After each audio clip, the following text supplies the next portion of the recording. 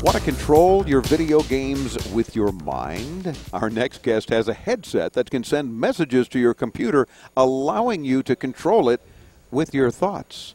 One of our staff actually did it and said, it works. It's amazing what these folks are doing. The Vice President of Worldwide Sales for NeuroSky is Jim Sullivan. Hey, Jim, how are you? I'm good, Dave. How are you today? Doing fine. Tell me about this BCI, if I'm saying it right, the brain-computer interface technology on your Mindset headset. Sure. Yeah.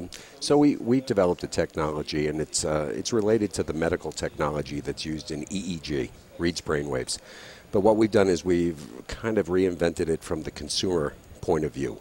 So instead of 100 sensors and being in a clinic strapped kind of to a bed, real quiet, you can put on a headset very much like this one that has one more arm that touches your forehead, and we read your brain waves. And from there, it really depends on the imagination and creativity of the game developer, the toy developer, and there's some very beneficial applications, too, that are being developed. So I'm assuming it's only going to work on certain games at this point, or will it work on virtually any game that you might be otherwise playing on your computer? Right.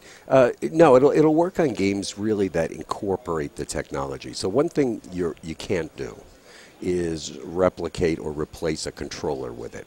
Okay. What we really do is add another dimension to the game. So you're still going to move around the game, manipulate things the way you normally do, but now you can get your mindset into the game, if you will. You can, if you're paying attention, perhaps certain things happen more than they would if you're not. If you're relaxed at certain points, different things will happen. So so we're really looking at your mental state and allowing that to be incorporated into the game. Can I assume your ultimate goal would be to eliminate game controllers and do it all with your mind, or at some point some of those elements would be increased? Right. I don't think, today we don't look at it as the ultimate goal. Whatever we do, we look at it as sort of another layer on top of things. You're not going to get the granularity and the immediate response from technology like ours to replace the controller. Ultimately, who knows what can happen, right? Yeah. But this is a good start, and and as your producer said, it works really well. We're over here, and we let hundreds of people try it at the GDC, and they all seem to love it. So what game or games are you using it on where you're able to show that it works more effectively than others? So there are two toys, actually, that have been announced in the market that are releasing this year. Mattel has built a toy called Mindflex. Yeah, we played with that at CES, had them on the show, so and I did that with a ball in midair and moving it around and going through a hoop. And in that headset, that was our technology.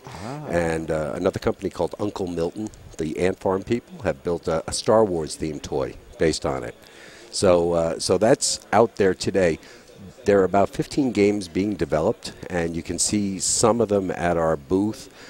They're not completed yet, so I really can't talk too much specifically about them.